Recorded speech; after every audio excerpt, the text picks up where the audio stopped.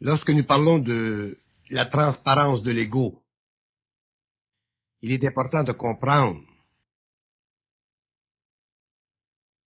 ce que le mot transparence veut dire. Transparence de l'ego ne veut pas dire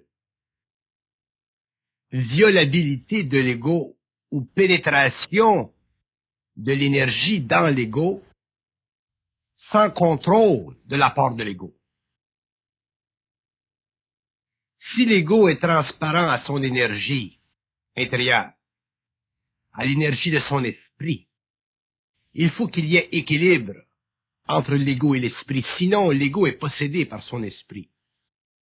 Et cette forme de transparence mène naturellement à une forme ou autre d'initiation, donc à une souffrance. Transparence de l'ego veut dire perception égoïque et intelligente de son propre esprit, de son énergie créative. Lorsque l'ego est transparent, il est réceptif, mais il n'est pas réceptif à n'importe quoi. Il y a de la lucidité dans sa réception. Sinon, il est testé. Et tant que l'ego est testé, c'est qu'il n'est pas capable de suffisamment se protéger. Donc, lorsque nous parlons de transparence de l'ego à son énergie, nous impliquons aussi la capacité chez l'ego de se protéger à tous les niveaux contre son énergie. Ceci établit un équilibre parfait entre l'ego et l'esprit. Ceci permet à l'homme de bénéficier de son esprit, mais de ne pas être piégé par des courants spirituels qui pourraient colorer cet esprit. La transparence égoïque implique une lumière, une intelligence créative dans le mental, mais non une disponibilité de l'ego à son énergie. Si l'ego est disponible à son énergie d'une façon où la protection de lui-même n'entre pas en jeu, il est englobable par son énergie. Pour qu'il y ait équilibre entre l'esprit et l'ego, il faut que l'ego sache se protéger contre l'esprit, parce que l'esprit travaille toujours à perfectionner sa relation avec l'ego. Si l'ego n'est pas conscient de cette relation avec l'esprit, si l'ego n'est pas conscient que l'esprit travaille toujours à perfectionner son rapport avec lui, il devient disponible à n'importe quelle énergie passant à travers ses principes, et il risque de se créer de la souffrance. Par contre, si sa transparence est fondée sur l'équilibre de l'esprit et de l'ego, à ce moment-là, l'homme bénéficie de la transparence, c'est-à-dire qu'il devient virtuellement un canal. Il devient véritablement un canal, mais non pas un canal qui est englobé par l'énergie, mais bien un canal qui peut utiliser cette énergie de façon créative pour que l'ego puisse, avec le temps, se sortir de la survie, c'est-à-dire se sortir d'une condition de vie où il devient nécessaire qu'il puisse bénéficier d'une puissance créative issue du domaine de l'esprit, plutôt que d'une puissance créative issue de simplement des talents ou de l'expérience faisant partie de la programmation de l'âme. Mais pour que l'homme puisse bénéficier de sa transparence, être transparent et à la fois ne pas être englobé par l'énergie, il lui faut un haut niveau de lucidité, c'est-à-dire une capacité intégrale de se protéger contre toute forme de perte. Donc, toute forme d'illusion peuvent créer ou mener vers la perte. Être transparent n'est pas simplement une faculté de se rendre disponible à son énergie, c'est aussi une faculté d'être parfaitement en harmonie et en contrôle à la fois de cette même énergie. L'énergie doit servir l'homme et non l'homme l'énergie. Dans le cas de la conscience supramentale, la transparence de l'ego est très très éloignée de toute forme de mysticisme. Elle représente une prise de conscience mentale, un état d'intelligence permanent, à l'intérieur duquel l'ego peut vivre et avec lequel il peut être créatif. L'intelligence créative de l'homme, ou la puissance de l'homme par rapport à son esprit, requiert que ce dernier ait une grande transparence afin de pouvoir bénéficier d'une énergie totalement décolorée. Si l'énergie mentale de l'homme n'est pas décolorée, sa transparence peut être spirituelle ou mystique, et à ce moment-là, l'homme ne peut pas bénéficier sur le plan matériel d'une relation créative avec l'esprit. Il ne fait que bénéficier sur le plan matériel d'une relation astrale avec des énergies spirituelles faisant partie de l'expérience de l'âme, même si cette âme est très évoluée. L'évolution de la conscience supramentale sur la Terre permettra à l'homme de bénéficier d'une très grande transparence de l'ego, et dans un même temps, elle lui permettra aussi de bénéficier d'une capacité intégrale de balancer l'énergie qui sera canalisée en lui avec un mental qui pourra parfaitement bien l'utiliser. Si l'homme ne peut pas utiliser parfaitement l'énergie qui est canalisée en lui, il peut facilement devenir mystique ou spirituel, donc il peut facilement demeurer prisonnier d'un état d'âme qui n'est pas encore suffisamment perfectionné pour bénéficier de l'énergie créative sur le plan matériel.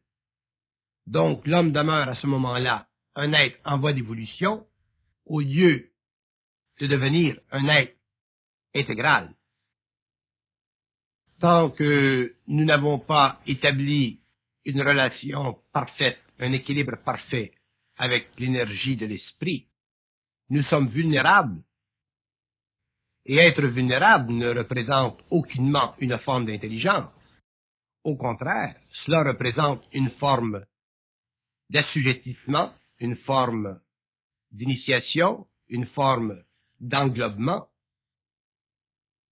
Lorsque l'homme était spirituel pendant l'évolution, il pouvait subir ou vivre à l'intérieur de cette énergie, de cette enveloppe. Il pouvait demeurer pendant très longtemps prisonnier d'une force plus grande que lui-même. Mais avec l'évolution de la conscience supramentale et de la science de l'invisible, l'homme ne pourra plus subir son énergie comme il le fit pendant l'évolution. Et c'est justement cette différence entre lui et le passé qui permettra à l'homme nouveau de finalement prendre possession de son être, prendre possession de son énergie et de redonner à la vie sur le plan matériel ou sur d'autres plans consécutifs une valeur d'expérience totalement créative et jamais plus conditionnée par les lois karmiques. La transparence de l'ego, telle que nous voulons la faire comprendre, représente pour l'être humain une capacité intelligente et intelligible de sa part, qui lui permet, à court ou à long terme, d'investir dans la vie sur le plan matériel pour le moment, afin que l'investissement crée pour sa vie un acquis définitif, un acquis accumulatif, et un acquis qui, au cours des années, au lieu de le mener vers l'inquiétude ou vers une forme quelconque d'insécurité, le mènera vers un état de vie matérielle de plus en plus sous le contrôle de son intelligence, donc de plus en plus ajusté à ses besoins à long terme, et aussi de plus en plus ajusté à l'équilibre dont il a besoin entre l'énergie de son esprit et la réceptivité de l'ego. La transparence égoïque ne doit pas être vue comme étant un état de réception passive, mais comme étant un état de perception intelligente. Dans la mesure où nous pouvons percevoir intelligemment notre énergie, dans la mesure où nous pouvons percevoir intelligemment cette vibration qui fait partie de notre mentalité, nous pouvons, sur le plan matériel, nous abstenir de souffrir. C'est ici que la transparence créative devient intéressante. C'est ici que la transparence créative, je dis bien, devient valable. Si la transparence n'est pas créative, autrement dit, si elle ne sert pas l'homme, elle sert les forces en lui. Donc, c'est une transparence, mais à l'intérieur de laquelle il y a de l'illusion, donc c'est une transparence astrale. Donc l'homme doit veiller à ce que sa transparence égoïque ne soit pas une transparence astrale, mais une transparence mentale. C'est-à-dire une transparence capable de voir, à travers le jeu subtil de l'esprit, les mouvements qui pourraient lui nuire, lui faire perdre, l'arrêter, l'infirmer. Si la transparence elle est mentale, l'homme verra très clair. Si la transparence est astrale, l'homme se sentira très près de l'invisible. Mais se sentir très près de l'invisible devient pour lui, à ce moment-là, une forme de soumission, une forme de domination, parce que lorsque l'on se sent près de l'invisible, on se sent éloigné de la matière. Et l'homme doit faire la jonction entre l'invisible et la matière. Il est le pont. Donc, pour qu'il puisse le faire, il faut que sa transparence soit mentale, c'est-à-dire vécue, comprise, véhiculée, étudiée par rapport à une protection totale de son être sur le plan matériel. Donc, si nous ajoutons à la transparence la protection de soi par rapport aux forces internes qui travaillent, notre transparence deviendra de plus en plus mentale, donc de plus en plus intelligente. Et nous pourrons avec le temps en bénéficier, c'est-à-dire utiliser le canal qui fait partie de notre organisation psychique et nous donner sur le plan matériel les choses qui font partie des besoins de l'homme tant qu'il est sur le plan matériel. Mais si nous perdons conscience de la nature de la transparence mentale et que nous nous laissons éblouir par ces aspects extrasensoriels, vibratoires, nous perdrons de la lucidité, nous n'aurons pas de discernement et nous serons forcés de vivre une vie piégée par un mouvement d'énergie puissant en nous qui nous englobe, mais qui ne nous libère pas. Et l'homme doit être un être libéré. Il doit être un être libre. Mais il doit être un être libre ou libéré utilisant sa liberté sur le plan matériel. Pour le moment. Sinon, à quoi sert d'être conscient sur la Terre? À quoi sert de bénéficier d'une science universelle de l'homme sur la Terre? Si lui, en tant qu'être, ne peut pas bénéficier de sa science, s'il est impuissant dans son savoir, s'il est impuissant dans son mental, parce que la transparence de l'ego n'est pas parfaitement comprise. L'homme ne peut pas être un jeu ou un jouet des forces occultes en lui.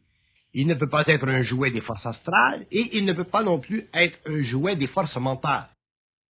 C'est lui qui doit jouer à construire ses propres jouets pour que les forces occultes en lui, d'ordre mental, le servent à créer sur le plan matériel des conditions de vie qui coïncident avec sa nobilité, avec son intelligence, sa volonté et son amour. Sinon, il est simplement un singe gardé dans une cage dorée qui elle-même est maintenue par un fil invisible. La transparence ne peut pas être comprise comme étant une ouverture à tous les vents de la conscience créative.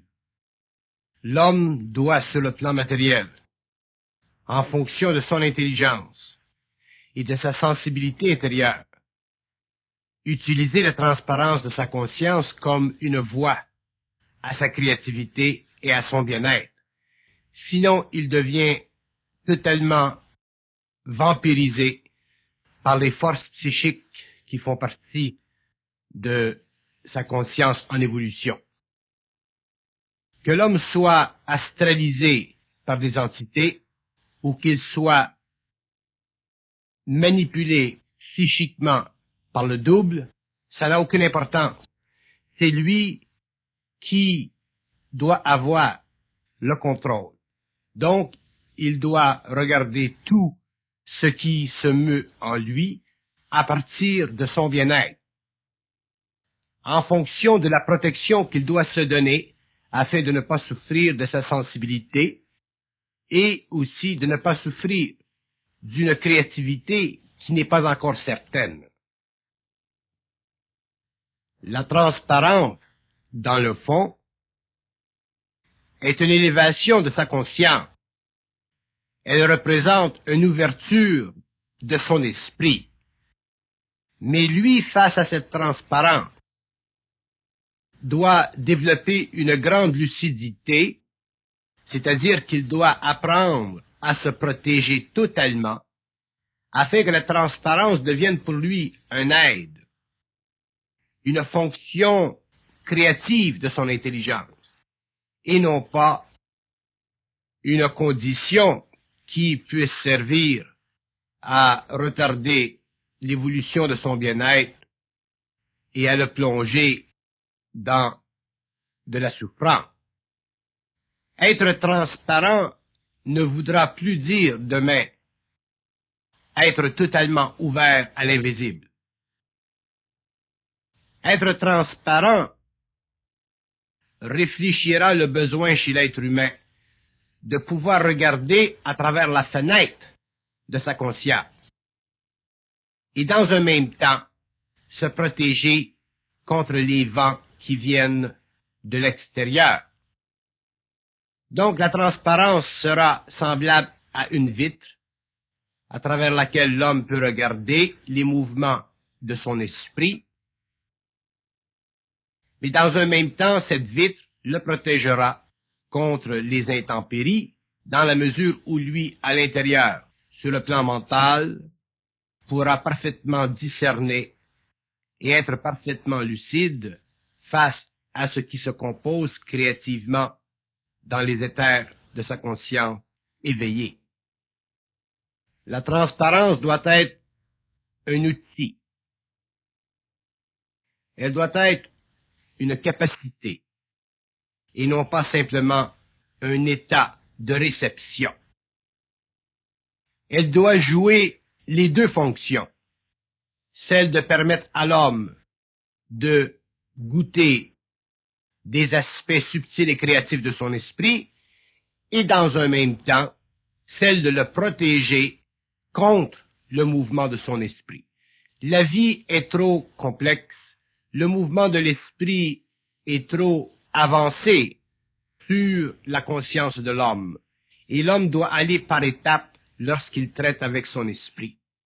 Mais à partir du moment où il traite créativement dans le mental, il doit pouvoir se protéger et avancer lentement, toujours en se protégeant, afin de pouvoir bénéficier de cette transparence.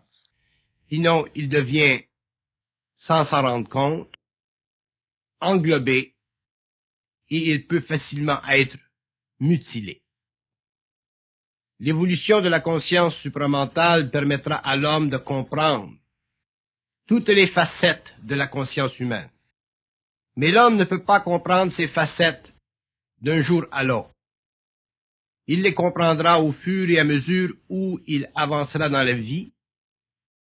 Il réalisera les principes qui auront été élucidés pour faciliter sa compréhension. Mais il devra le plus tôt possible s'organiser mentalement et émotivement pour ne jamais dépendre des forces internes. Il doit les utiliser, les forces internes, mais il ne doit pas dépendre d'elles. Dans ce sens qu'il doit être libre mentalement de choisir ce qui est bon pour lui. Il doit être capable mentalement d'élucider et d'avoir une mentalité très claire et très nette face à ce qu'il veut faire.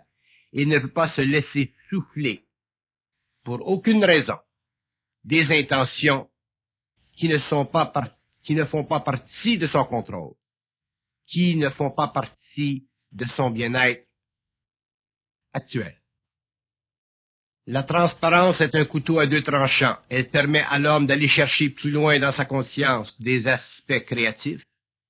Et d'un autre côté, elle l'assujettit temporairement à un mouvement de l'esprit que lui ne comprend pas encore, qu'il ne peut pas encore parfaitement contrôler, parce qu'il ne possède pas suffisamment de discernement ou de lucidité dans le mental. Donc, c'est à l'homme de bien reconnaître ses principes de protection et de contrôle nécessaires au mouvement graduel de l'esprit à travers son être, sans pour cela être ou devenir, pour une raison ou une autre, influencé par l'esprit. Il doit y avoir équilibre entre l'ego et l'esprit. Il doit y avoir parfait équilibre. Et au fur et à mesure où la conscience de l'homme grandira, cet équilibre s'établira et l'homme découvrira qu'il est très facile de travailler avec l'esprit dans la mesure où il ne se laisse pas balayer par lui, dans la mesure où il ne se laisse pas influencer par lui. L'esprit est une source d'intelligence. L'homme est l'appointement de cette intelligence. Et les deux aspects de ce mouvement d'énergie doivent être équilibrés. Sinon, l'homme ne peut pas bénéficier de sa transparence et il devient facilement une proie à des forces en lui qui sont très fortes, très grandes, très subtiles et qui cherchent constamment à perfectionner leur rendement avec lui.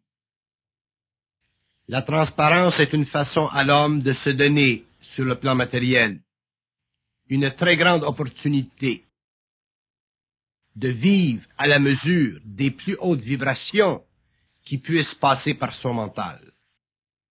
D'un autre côté, c'est une condition d'évolution nouvelle, et pour que l'homme puisse bénéficier de cette nouvelle condition d'évolution, il lui est nécessaire de réaliser que les lois de la vie ne sont pas encore parfaitement comprises, que les lois de la vie ne sont pas encore parfaitement réalisées. Et tant que l'homme ne sera pas arrivé à un point dans son évolution où il sentira l'équilibre entre l'intérieur et l'extérieur, autrement dit l'équilibre entre l'esprit et lui-même, il ne pourra pas parfaitement bénéficier de sa transparence. Et il aura besoin d'autres êtres autour de lui, d'autres hommes plus avancés, pour pallier contre la décharge de plus en plus grande et de plus en plus vibrante de l'esprit qui cherche la fusion, qui cherche l'unité avec l'homme, mais que l'homme ne doit pas vivre ou connaître au prix de sa propre détérioration. L'homme contrôle sa vie à partir du contrôle de l'esprit. Tant qu'il n'apprendra pas à contrôler sa vie, il ne pourra pas contrôler l'esprit. Parce que l'esprit, dans sa descente à travers les centres d'énergie, est en lui-même vampirique. Dans ce sens que l'esprit prend toute la place dont il a de besoin afin de faire le travail de la fusion. Donc c'est à l'homme, dans le processus de transparence, de se protéger totalement, c'est-à-dire de ne pas prendre le mouvement de l'esprit en lui de façon gratuite. L'esprit est à l'homme ce que l'homme doit être à lui-même. L'esprit est pour l'homme dans la mesure où l'homme peut se donner à lui-même. Sinon, l'esprit est une force à l'intérieur de l'homme, une force prépersonnelle qui peut attendre très longtemps pour la fusion, pour l'équilibre entre lui-même et l'ego. Et qui paie le prix? C'est l'homme. Donc l'homme a avantage à être extrêmement lucide, extrêmement bien balancé, très déspiritualisé, très conscient de son bien-être sur le plan matériel et aussi très conscient du fait que c'est lui qui doit se le donner et que ce ne sera pas l'esprit qui le lui donnera gratuitement. Là où l'esprit sert l'homme, c'est dans le mouvement de l'énergie créative. Là où l'homme se sert, c'est dans la réalisation que ce mouvement d'énergie créative a un prix, et ce prix, c'est la protection qu'il doit se créer de façon totale afin d'empêcher d'être vampirisé par son propre esprit qui descend dans la matière et s'unit avec lui. La transparence devient valable chez l'être humain lorsqu'il a réalisé profondément le besoin de ne pas souffrir sur le plan matériel à cause des mouvements vibratoires de sa conscience de plus en plus éveillés à l'esprit. Lorsque la conscience de l'homme s'ouvre à l'énergie et grandit dans le savoir, cette conscience doit dans un même temps se protéger contre l'énergie et utiliser son savoir d'une façon réaliste et non pas l'utiliser simplement de façon psychologique, philosophique, spirituelle ou occulte. Le savoir de l'homme doit être intégral, c'est-à-dire qu'il doit être parfaitement balancé dans ses aspects occultes et dans ses aspects matériaux. Sinon, l'homme perd toute contenance. Sa personnalité, au lieu de passer graduellement à un stage avancé de la personne, se fracture, se diffuse, il perd ses moyens.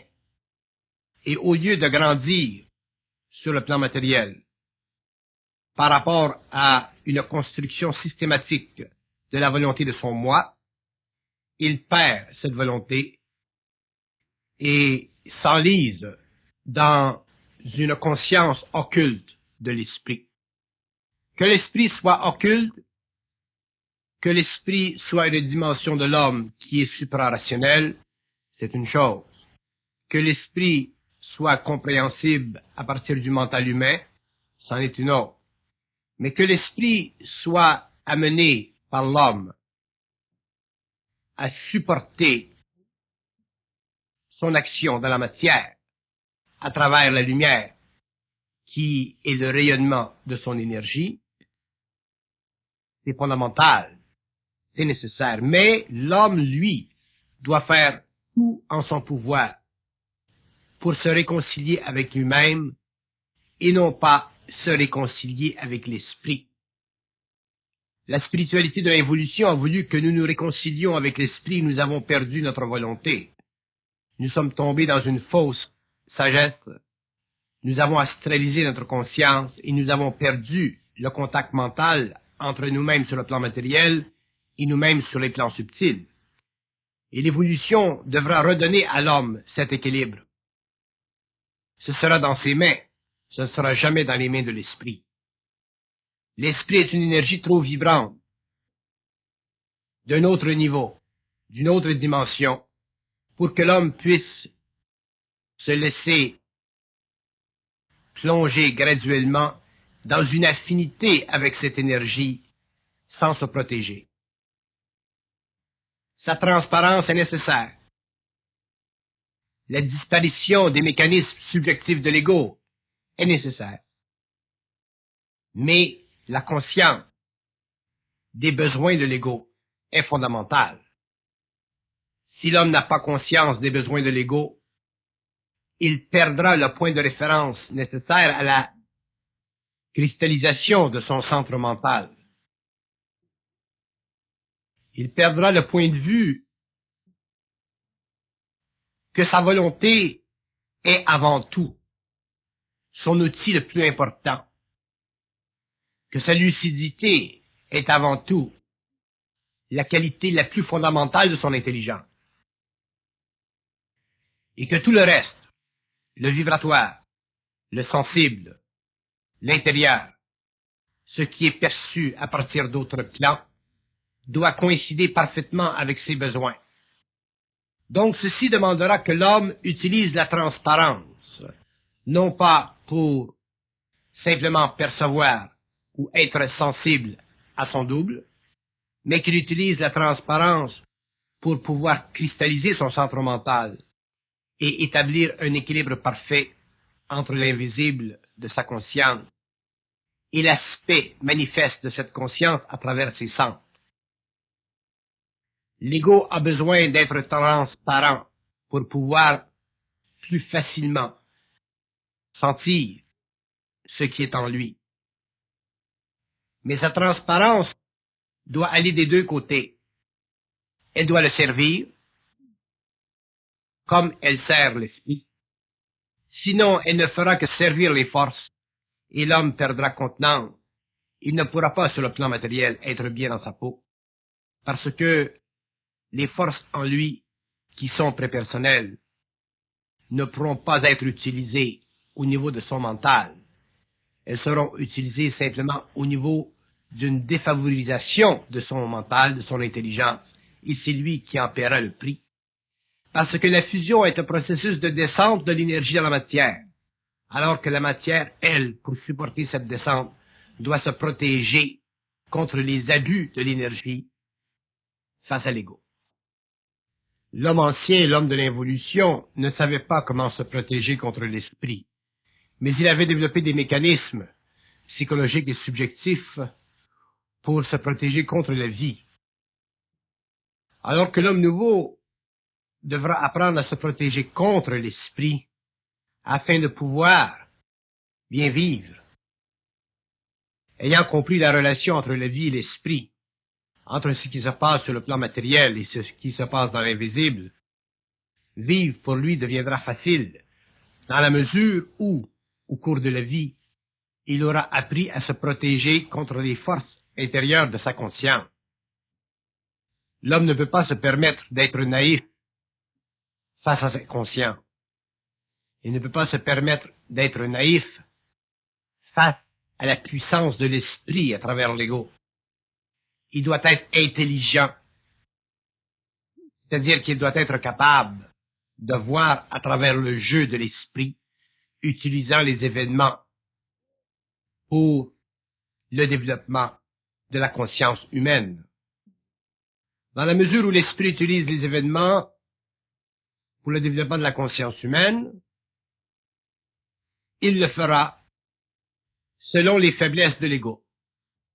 Si l'ego n'a pas conscience de l'ordre, n'a pas conscience de ses besoins, et n'a pas conscience de ses besoins dans une mesure ordonnée, il y aura toujours suffisamment d'espace pour que l'esprit crée en lui de la souffrance. Parce que l'ordre représente dans le fond l'expression de la volonté de l'homme sur le plan matériel, en relation avec les forces de vie qui constituent la base créative de sa conscience. Mais si l'homme n'est pas capable de voir les différents niveaux de désordre dans sa vie, il ne pourra jamais se protéger suffisamment contre l'esprit et il continuera à souffrir, surtout maintenant que sa conscience est éveillée à des forces dont les centres psychiques ont déjà été ouverts par une connaissance qui fait partie des lois de la science du mental.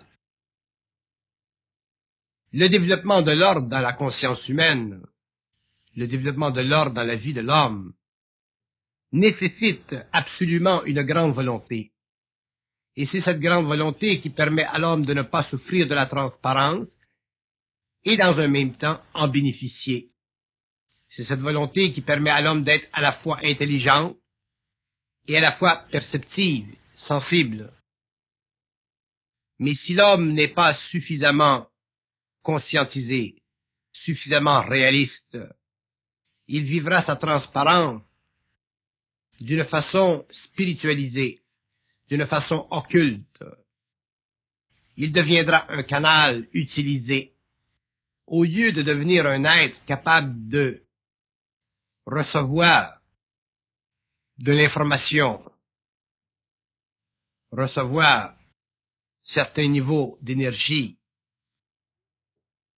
sans pour cela pouvoir en bénéficier d'une façon concrète, objective, réaliste. La transparence conviendra à l'homme lorsqu'il aura perçu en lui-même les petites faiblesses qui font de lui un être encore en dehors de sa volonté. La transparence deviendra utile à l'homme lorsqu'il aura perçu encore certains niveaux de désordre qui l'empêchent d'avoir conscience de contrôler sa vie. Car tant qu'il y a du désordre dans la vie de l'homme, il ne peut pas sentir qu'il contrôle la vie.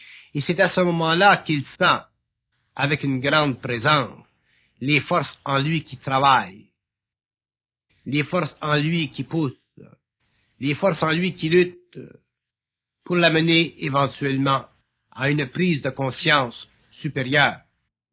Supérieure à quoi? Supérieure à ce qu'il vit maintenant. Supérieur à ce qu'il croit maintenant, supérieur à ce qu'il peut maintenant s'imaginer. Lorsque l'homme aura réellement compris le phénomène de la transparence, il ne le verra plus à partir d'un point de vue spirituel ou occulte. Il le verra à partir d'un point de vue qui lui donne la conscience de sa conscience et aussi la science de sa vie.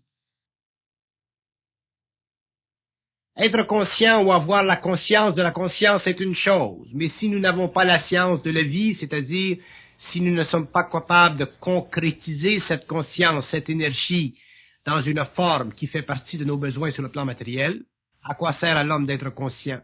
À quoi sert à l'homme d'être en voie d'évolution de conscience?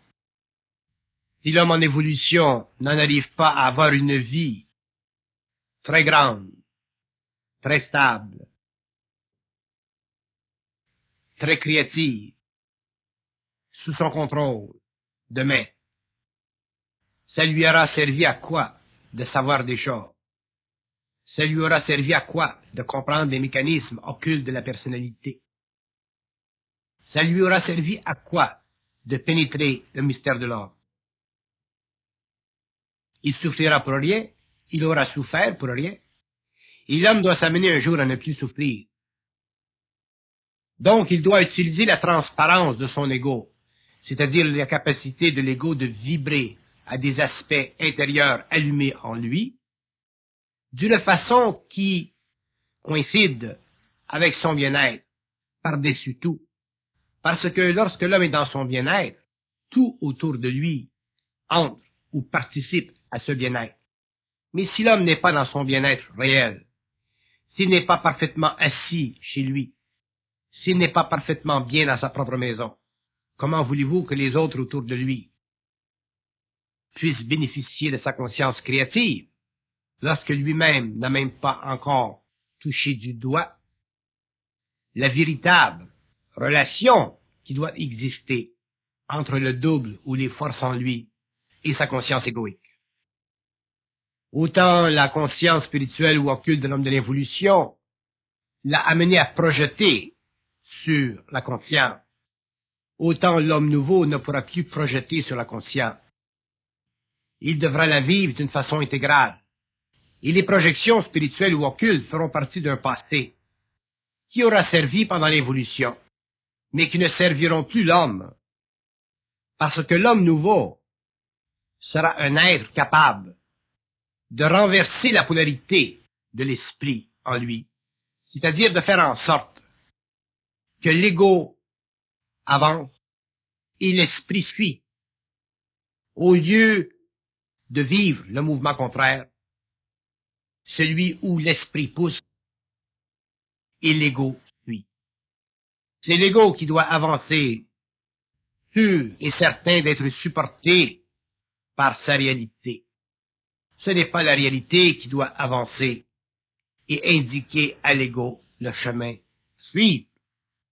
Ceci est une abomination, est une aberration, est une forme d'englobement. Si l'homme est transparent à son esprit, qu'il prenne conscience de l'importance de l'ordre dans sa vie, de l'importance de se protéger, et ensuite l'esprit remplira son rôle. L'esprit fera vibrer sa lumière, parce que déjà les centres de l'homme auront été allumés et la conscience éveillée, mais dans un ordre qui convient parfaitement à l'homme intégral. Les mots ont une valeur sur le plan vibratoire, mais ils doivent aussi avoir une valeur sur le plan de l'expérience nouvelle, c'est-à-dire sur le plan de la vie créative. Lorsque les mots et la vie créative deviennent un, l'homme est dans son bien-être, il est parfaitement bien dans sa peau. Mais lorsque les mots représentent une élégance spirituelle ou une élégance mentale, occulte, un panache de l'esprit égoïque, éveillé à une certaine conscience, et qu'il ne coïncide pas parfaitement avec l'action de l'homme, parce que sa transparence l'a amené à l'oubli de soi, pour ne vivre que la présence de l'esprit, l'homme vit une aberration qu'il devra un jour corriger. Et cette aberration sera corrigée dans la mesure où il aura pris conscience parfaitement de se donner dans la vie un ordre qui convient à sa volonté, au lieu de vivre dans un désordre quelconque, parce que il vit une certaine transparence égoïque qui le met en contact vibratoire ou autre avec l'esprit le double, son être intérieur.